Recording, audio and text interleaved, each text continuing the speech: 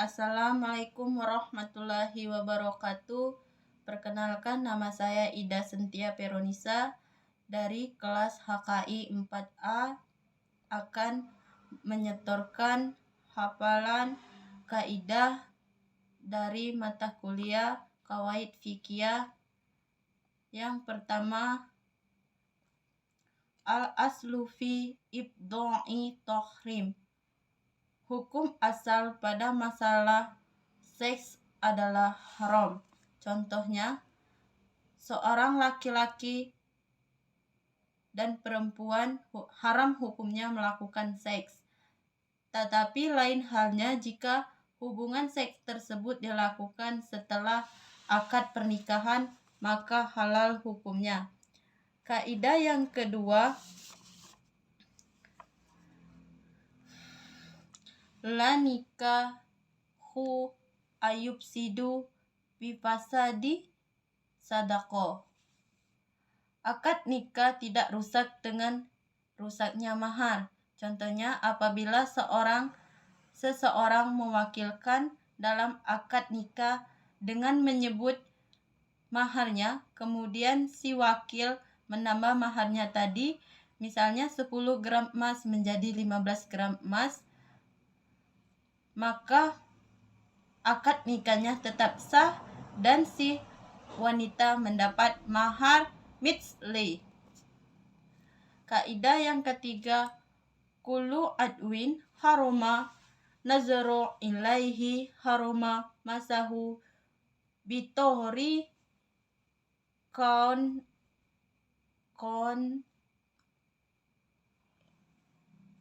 aula. Setiap anggota tubuh yang haram disentuh akan lebih haram jika diraba. Contohnya, aurat itu haram untuk dilihat, maka aurat lebih haram lagi untuk disentuh, kecuali ada hubungan yang menghalalkannya. Seperti akad pernikahan. Kaidah yang keempat, la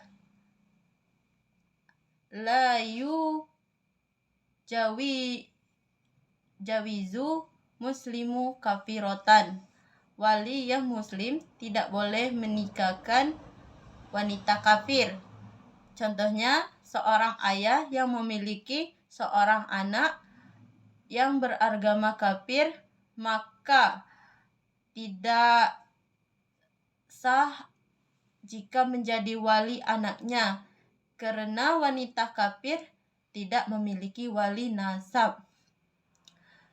Yang kaidah kelima, man alako tolako biso pati lam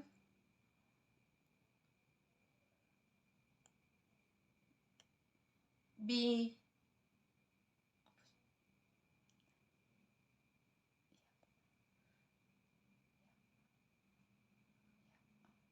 ya duna wujudiha. Barang siapa yang menggantungkan talak kepada suatu sifat, maka tidak jatuh tanpa terwujudnya sifat tadi. Contohnya, di Indonesia sudah umum menggantungkan talak kepada suatu hal yang disebut dengan talak takli. Talak menjadi jatuh apabila talak taklinya terwujud dengan syarat si istri tidak rela mengajukan gugatan ke pengadilan. Kaidah yang keenam, kullu fiqotin min tolakin au fasahin ba'do wato'i jabu iddah. Setiap perceraian karena talak atau pasca sesudah campur, maka wajib iddah. Contohnya, ketika seorang istri ditalak oleh suaminya dalam keadaan sudah bercampur antara suami istri, maka wajib bagi sang istri untuk melakukan masa iddah.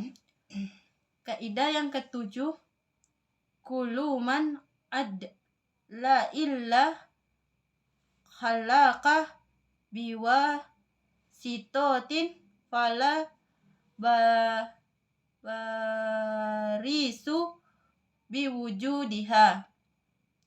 Setiap orang yang dihubungkan kepada yang meninggal melalui perantaraan, maka ia tidak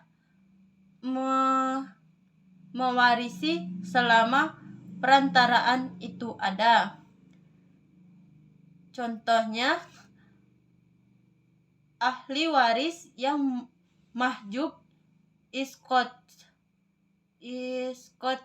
terhalang karena ada orang yang lebih kuat dan dekat dengan si mayit. Misalnya kakek mahjub tidak mendapatkan harta waris karena ayah si mayit masih hidup, adapun kakek dihubungkan kepada mayit oleh ayah. Kaidah ke-8, kullu man warasa say'an warasuhu bihu kaufi. Setiap orang yang mewarisi sesuatu, maka dia mewarisi pula hak-haknya yang bersifat harta. Contohnya, hak khiyar terhadap barang karena hak khiyar tetap ada dalam jual beli. An aqwa qori batan yajibu afa minhu.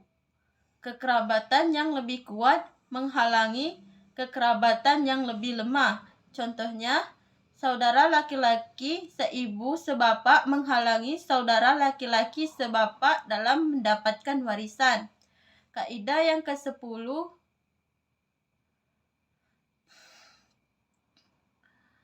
la